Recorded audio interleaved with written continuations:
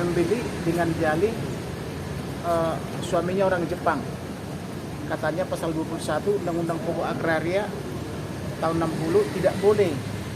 Ke Farida mengajukan ke MK boleh sepanjang tidak pisah harta, sepanjang tidak bersatu harta. Dan hartanya kan pisah. Panel bandingnya dibuat di perdata. Dibuat di perdata, ibu itu menang sampai 2 kali. Nah, dilapor di Polda, memberi keterangan palsu 2 sumpah.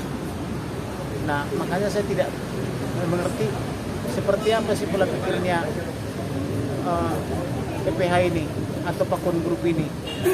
Orang udah putusnya di MK, putusannya di MA bisa begitu. Nah, makanya saya kembalikan kepada majelis hakim. Majelis hakim juga eksepsinya tidak dikabulkan, didakwa dalam keadaan sakit. Kemudian tidak dipanggil pengacaranya, terdakwa maupun keluarganya. Nah, putusan Mahkamah Konstitusi, putusan Kapolri mengatakan tidak terbukti, tapi Kapolda melobi Kajari DKI, Kajari dan pengadilan.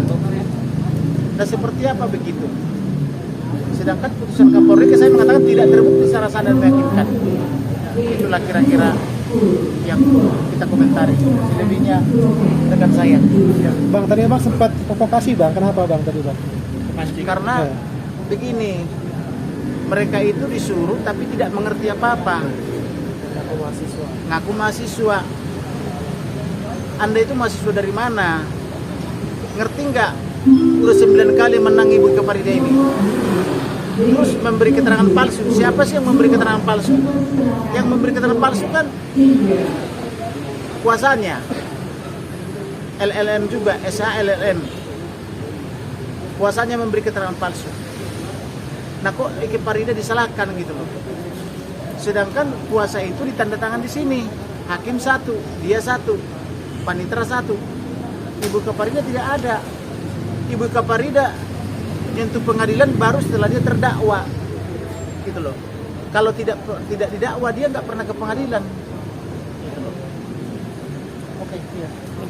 Kasus ini sebenarnya kasus malpraktek ya, malpraktek yang dilakukan oleh pengacara Ibu Farida. Jadi Ibu Farida begitu membeli unitnya 12 tahun yang lalu tidak diberikan, beliau harus menunggu 3 tahun. Setelah 3 tahun tidak diberikan juga, akhirnya mereka gugat di Pengadilan Negeri Jakarta Selatan ini, Pengadilan Tinggi hingga kemudian juga sampai ke PK. Nah, dalam setiap tingkatan di PN, PT sampai kasasi sampai PK itu ditangani oleh kuasa hukumnya. Nah, yang jadi objek dalam perkara ini adalah terkait sumpah penemu novum, di mana sumpah penemu novum itu dilakukan oleh kuasa hukum Ibu Farida sendiri. Ibu Farida tidak pernah memberikan surat kuasa kepada pengacaranya untuk melakukan sumpah novum atau mengajukan novum. Tapi ibu dikriminalisasikan, dipaksa seolah-olah ibu yang memberikan ide, menyuruh kepada pengacaranya untuk melakukan sumpah novum. Padahal jelas dari panitera Mahkamah Agung jelas bahwa namanya sumpah novum itu tidak bisa diwakilkan. Harus yang bersangkutan atau orang yang menemukan novum sendiri. Kita melihat sendiri ini perkara yang selalu dipaksakan ke awal. Karena di tingkat penyidikan sudah ada surat dari Kapolri yang perintahkan pada Kapolda untuk menghentikan perkaranya. Tapi ini dilawan oleh Kapolda Metro Jaya, kemudian bekerja sama dengan Kejati yang baru. Saat terjadi Kejati yang baru maupun dengan jaksa, tiba-tiba berkas sudah B21 dan kemudian yang dijangkau lagi Kapolda Metro Jaya langsung perintahkan anak buahnya untuk melakukan penangkapan penahanan.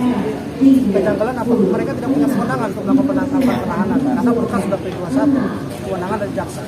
Inilah terlalu banyak pelanggaran yang terjadi sampai hari ini pun setiap kami sidang, klien kami keluarga tidak pernah diberikan surat panggilan sidang. Mereka sidang begitu saja, termasuk hak-hak yang dari terdakwa banyak dilanggar, termasuk oleh majelis.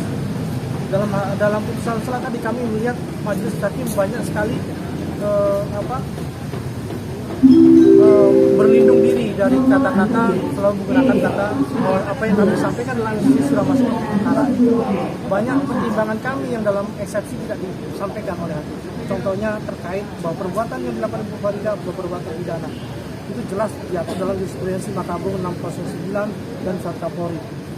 Tapi itu tidak berani disampaikan. Kemudian pasal 242 ini khusus, sangat berbeda dengan pasal di KUHP karena ini seharusnya pasal yang berada di bab 5 kekuasaan kehakiman di pengadilan. Artinya yang bisa menerapkan pasal 242 hanya hakim. Jadi pasal 242 ini hanya bisa berlaku setelah diterapkan pasal 174 KUHP, di mana seorang saksi yang memberikan keterangan di bawah sumpah kemudian memberikan keterangan benar, hakim akan menerapkan pasal 174 KUHP, yaitu memberikan peringatan kepada saksi tersebut untuk berkata jujur. Jika tidak dilakukan, maka dia akan dikenakan sebuah pasal 242. Dalam perkara ini, Bu Farida tidak pernah hadir dalam persidangan, tidak pernah melakukan sumpah nafsu, tidak pernah menjadi saksi. Makanya di sini kalau kita melihat banyak tidak kriminalisasinya terlalu tentara. Berapa Prabowo sampai Pesan saya, pesan kami kepada presiden yang baru, terutama dengan menterinya hukum yang baru ya, dan wakil menteri hukumnya, teman-teman kita, mudah-mudahan di pemerintahan Bapak Presiden yang baru ini ada perbaikan.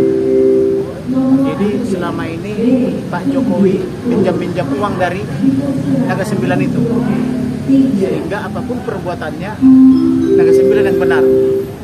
Nah, oleh karena itu mudah-mudahan di era pemerintahan yang sekarang tidak lagi minjam-minjam uang itu untuk bikin IKN, tapi biarlah kita bangun itu pakai uang pribadi atau uang rakyat. Sekian, terima kasih. Ya. Terima kasih, Bang. Nanti kasih linknya ke saya kasih ya. Siapa?